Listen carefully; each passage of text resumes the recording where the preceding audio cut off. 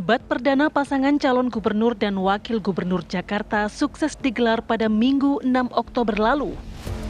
Dari hasil data analisis beberapa media monitoring mencatat, calon gubernur Jakarta nomor urut 1, Ridwan Kamil, paling banyak diperbincangkan.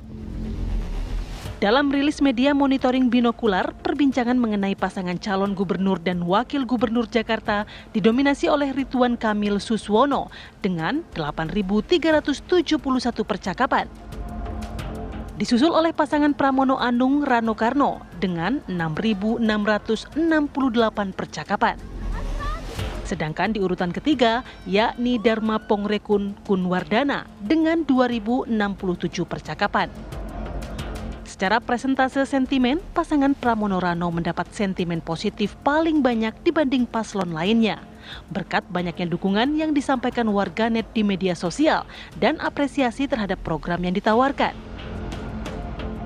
Sementara dari hasil analisis yang dikeluarkan media monitoring Drone Emprit, sentimen negatif terbesar diperoleh pasangan Dharma Pongrekun Kunwardana sebanyak 14%. Disusul RK Suswono 12%, dan yang paling sedikit mendapat sentimen negatif adalah pasangan nomor urut 3, Pramono Rano. Dari debat perdana yang bertema penguatan sumber daya manusia dan transformasi Jakarta menjadi kota global, siapakah yang berhasil meraih dukungan dari warganet? Tim TV One mengabarkan.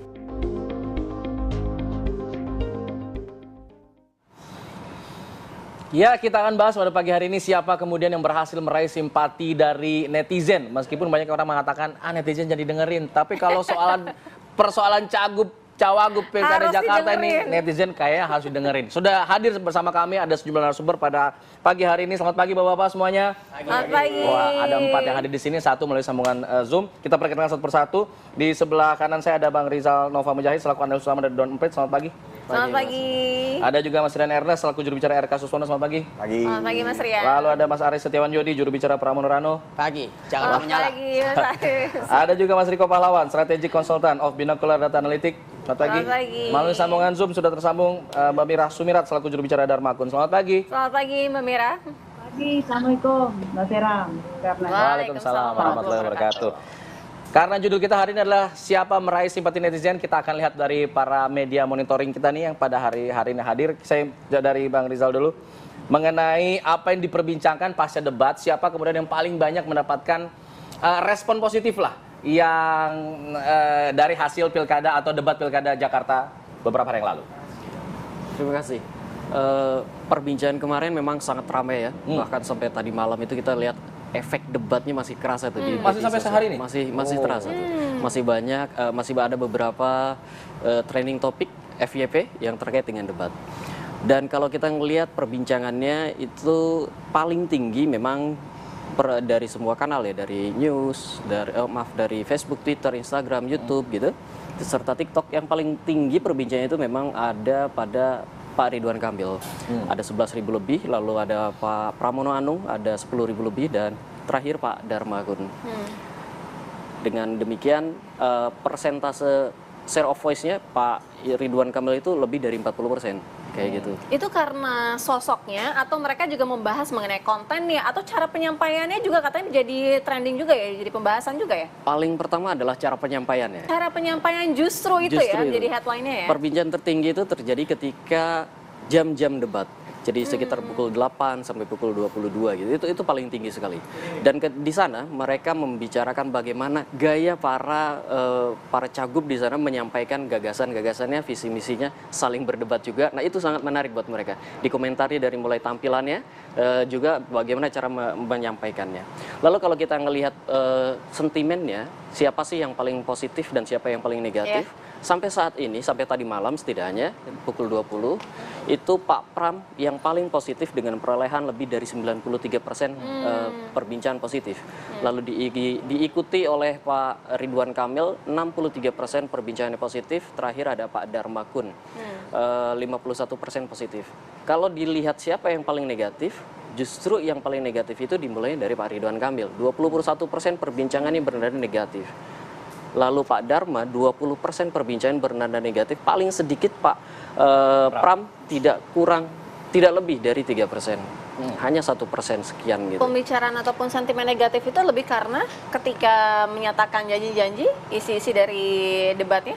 Kritik terhadap program-program yang disampaikan oleh para cagup itu banyak mendapatkan, ya saya kira ada yang mendukung tentu saja, dan ada juga yang mengatakan ini kayaknya kurang realistis, ini kayaknya perlu diperbaiki, ini kayaknya terlalu mengawang-awang.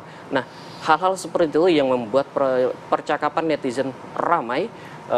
Selain juga memberikan kritik ya, memberikan masukan, juga mereka ngelihat kayaknya ada yang cocok untuk Jakarta, ada juga yang ini tidak mungkin dilakukan di Jakarta. Oke, saya ingin ke binokular Mas Riko. Kalau kita lihat, kalau saya baca sekilas gitu ya di media sosial, kok kayaknya banyak yang membandingkan di debat kali ini kok tidak seseru 2017 kemarin. Itu terlihat tidak dengan apa yang terlihat di media sosial dari binokular? Nah, benar apa kata host, bahwasannya kita melihat pertama dari sentimen dan juga emotion ya, karena dalam konteks media social media listening itu ada emotion. Nah, dari sekian banyak ekspresi, emotion itu bisa angry, sad ataupun anticipation, dan itu didominasi oleh anticipation baik di tiga kandidat tersebut. Itu menandakan bahwasannya orang masih meraba-raba, orang masih meragukan, orang masih melihat bahwasannya tidak ada sesuatu yang ditawarkan secara substantif. Jatuhnya adalah hal-hal yang sifatnya normatif dan tidak memberikan solusi-solusi yang mungkin di sebelumnya, di periode sebelumnya itu telah ditawarkan. Itu terbukti dari apa? Ada munculnya beberapa influencer-influencer yang sifatnya justru di luar dari tiga kandidat tersebut, tapi mengkampanyekan, kalau kita pernah tahu ada salam 4 jari.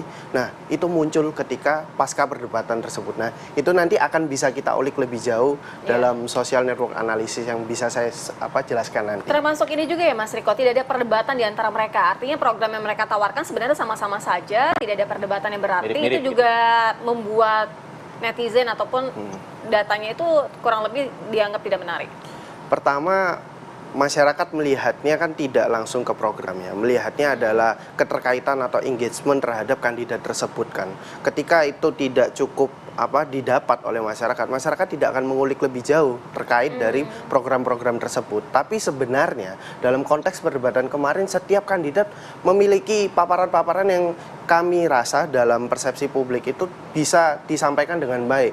Karena apa? Karena konteks tema debat kemarin juga sangat general, dan setiap kandidat juga menawarkan beberapa program-program yang mereka tawarkan, walaupun pada akhirnya itu tidak cukup diminati. Karena apa? Karena tidak ada satu kritik di antara kandidat itu yang sifatnya tajam, bernas, dan mampu membuat diskursus itu bisa lebih hidup. Jadi panas gitu ya. Nah, itu yang tidak didapat kemarin sayangnya.